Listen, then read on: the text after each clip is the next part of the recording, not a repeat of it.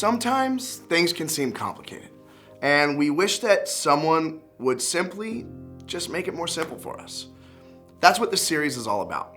No, not about simplifying languages, although that would probably be helpful. It's about simplifying things in the area of faith. The first thing I want to do is clarify some terms that you may hear throughout this series. Some of you may know these terms already, but I want to be clear when we talk about them.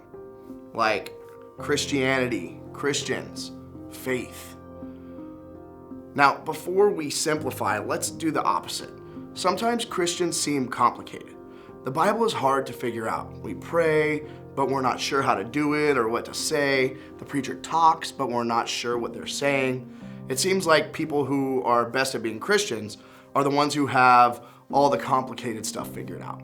Plus, Christianity seems like a whole bunch of do's and don'ts. Do pray, do read His word, do be kind to others, don't murder, don't steal, don't not listen to your parents.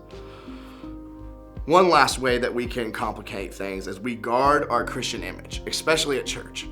Here's the good news.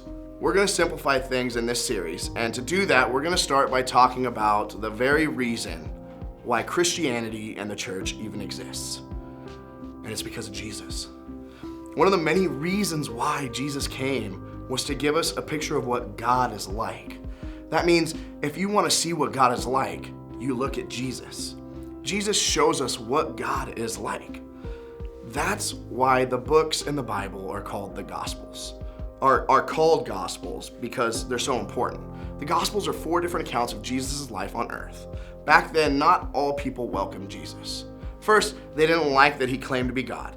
Let's be honest, it wouldn't be easy to believe someone who claimed that today, right? So let's not be too quick to judge people for having a tough time believing it back then. Second, He challenged people's religious views. Because Jesus was so different and difficult for people to figure out, they often struggled to know if He was a great teacher of the law or someone who was trying to destroy it. So they were constantly asking Him questions and trying to trap Him into giving them wrong answers. What we're looking at today is no different. A very smart religious guy asked Jesus this, "Teacher, what is the greatest commandment in the law?" In those days, the law was complicated. There were 613 commandments and even more sub-commands. Look at what He said back to them. Love the Lord your God with all your heart and with all your soul and with all your mind. This is the first and greatest commandment. Their question wasn't shocking, and neither was the answer. But Jesus was not done. And the second is like it. Wait, 2 number 1 commands? Let's see what He said the second one was. Love your neighbor as you love yourself. This one was tougher for people to grasp, especially in their culture, which was an every person for themselves society. Jesus' statement was really a big deal, and we'll talk about why throughout this entire series. Jesus ended with, all the law and prophets hang on these 2 commandments. Jesus made faith simple.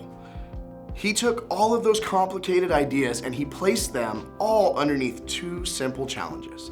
Love God and love others. But just because it's simple doesn't mean that it's easy.